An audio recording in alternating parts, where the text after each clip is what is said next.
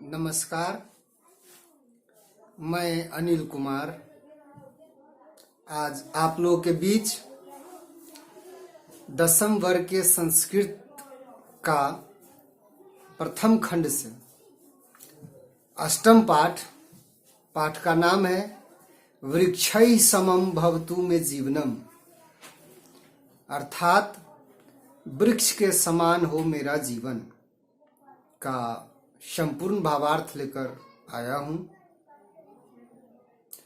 यह कविता बहुत ही सरल भाषा में और काफी शिक्षाप्रद है, प्रेरणात्मक है। इसमें कवि की कल्पना है कि एक मनुष्य वृक्ष के समान चाह रहे हैं कि हमारा जीवन हो, तो हमें भी सोचने के लिए मजबूर होना होता है कि आखिर वो कौन कौन सी बातें हैं जो वृक्ष में विशेष गुण के रूप है, जिनसे हमें बहुत कुछ सीखने की आवश्यकता है। तो हम लोग इसको शुरू करते हैं, अर्थ को समझते हैं और कंपैरेटिवली समझेंगे कि वो कौन सा गुण है जो हमें धारण करना चाहिए, जो वृक्ष में विशेष रूप से है। वसंत काले सौरभ युक्तै संतति काले दर्प विमुक्तै शीता तपियो धैर्येन स्थितै वृक्षै समम भवतु मे जीवनम, अर्थात वृक्ष वसंत ऋतु में सौरभ से युक्त हो जाते हैं, सुगंधित हो जाते हैं। संतति काले दर्प विमुक्तै, जब फल देने का समय होता है उस समय अभिमान से मुक्त हो जाता है, किसी प्रकार का अभिमान नहीं होता है। शीता तपियो धैर्येन स्थितै, शीत हो, ठंडा हो या गर्मी हो, धैर्य के साथ एक समान अचल अडोल स्थिति में रहता है। वृक्षै समम भवतु मे जीवनम, उस वृक्ष के समान हमारा जीवन है।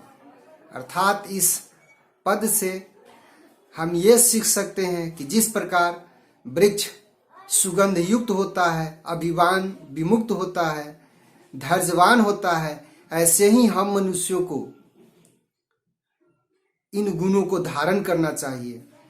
हमें ना केवल भाषण का गुण होना चाहिए, अपितु भाषणा भी होनी चाहिए। अभिमान नहीं हो, हम निरअहंकारी हो और साथ ही साथ सुख दुख उतार चढ़ाव की स्थिति में भी हम धैर्य के साथ रहें। ऐसी कल्पना है कि वृक्ष के समान हमारा जीवन हो।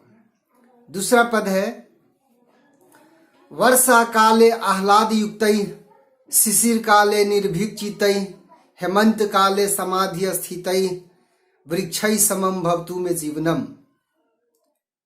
अर्थात वर्षा ऋतु में आनंद मग्न हो जाते हैं पेड़, शिशिर काल में बिल्कुल निर्भय होकर निर्भीक चित्त होते हैं, हेमंत ऋतु में मानो समाधि में स्थित हो गए हो, ऐसे शांत हो जाते हैं।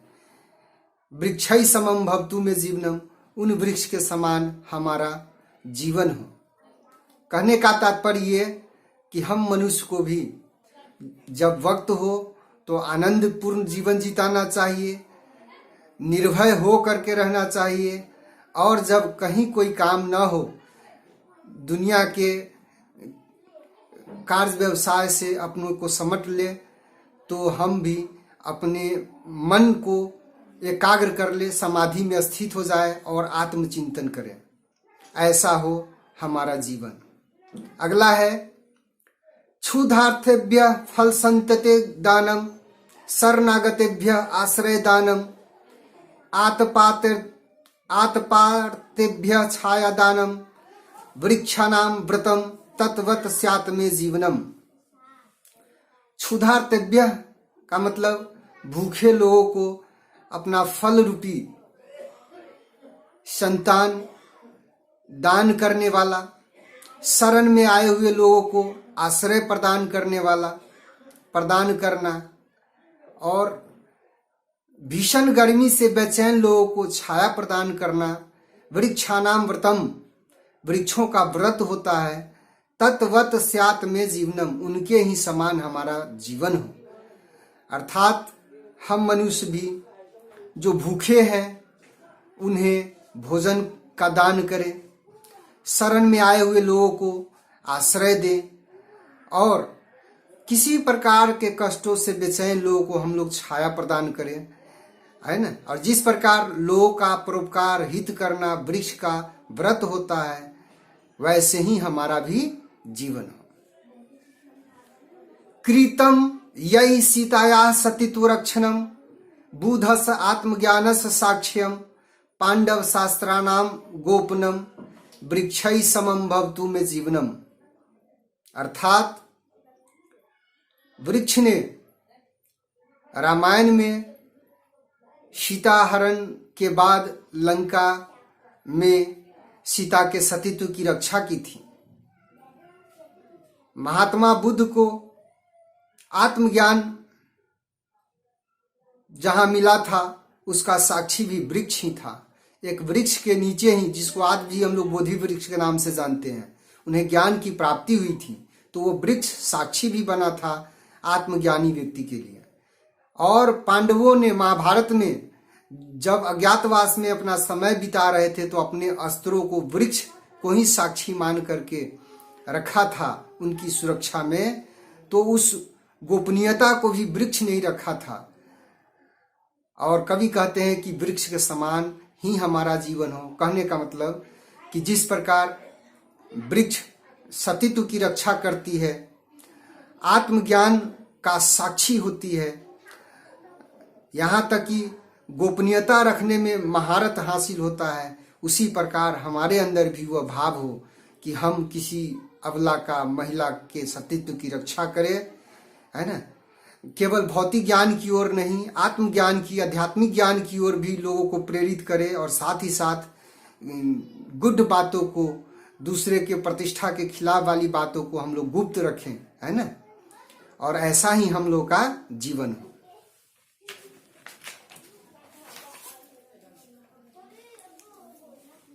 आगे है शुष्कतायाम संप्राप्तायाम अपि यही अर्प्यते जीवनम परेशान कृते, आत्मा दह्यते चुल्लिकायाम यही मुदा वृक्षै समम भवतु में जीवनम। शुष्कतायाम संप्राप्तायाम अपि, शुष्कता को प्राप्त करने पर भी, अर्थात सूख जाने पर भी, यही अर्प्यते जीवनम परेशान कृते, जो अर्पित कर देता है अपने जीवन को दूसरों के लिए। आत्मा दह्यते चुल्लिकायाम यही मुदा, जो मरने के बावजूद भी अपने को चूल्हा में जलाकर दूसरे का कल्याण करते हैं। वृक्षै समम भवतु में जीवनम, उस वृक्ष के समान हमारा जीवन हो। कहने का तात्पर्य ये है कि जब तक जिंदा हो दूसरे का हित, कल्याण, मदद, सहायता तो करे ही। हमारा जीवन भी खुद के लिए ना हो, दूसरे के हित के लिए अर्पित हो, और साथ ही साथ न केवल जिंदा रहे तो दूसरों का हित करे, बल्कि हमारा कर्म ऐसा हो कि मर जाने के बावजूद भी दूसरे का उससे भला हो। इस प्रकार का जीवन हो, वृक्ष के समान हमारा। अगला है आजन्मनः समर्पणम आमरणम, लोकस्य हिताय येषां जीवनम, जीवनम मृतश्चापि येषां सार्थकम, वृक्षै समम भवतु में जीवनम। आजन्मनः समर्पणम आमरणम, जो जन्म से लेकर मरने तक समर्पित है। लोकस्य हिताय येषां जीवनम, जिनका जीवन लोगों के हित के लिए। जीवनम मृत्युश्चापि येषां सार्थकम, मरने के बावजूद भी जिनका जीवन सार्थक हो जाता है। वृक्षै समम भवतु में जीवनम, अर्थात वृक्ष के समान हो हमारा जीवन। कहने का तात्पर्य ये कि जैसे वृक्ष जीवन से लेकर मरण तक दूसरों के लिए ही समर्पित होता है और मर करके भी जिसका जीवन सार्थक होता है, ऐसे ही हमारा जीवन भी जीवन से लेकर मरण तक दूसरों के हित के लिए हो और हमारा जीवन मरने के बावजूद भी दूसरों के काम आ जाए, ऐसा होना चाहिए। और इस प्रकार से यह जो कविता है बहुत ही प्रेरक है, आनंददायी है, शिक्षा ज्ञानवर्धक है। आशा करता हूँ आप लोग को यह पसंद आया होगा और यदि पसंद है तो अपने दोस्तों के बीच शेयर कर दें। यदि चैनल पर नए हैं तो इसको सब्सक्राइब कर लें। मिलते हैं फिर अगले पाठ में एक छोटे से ब्रेक के बाद। तब तक के लिए नमस्कार, धन्यवाद।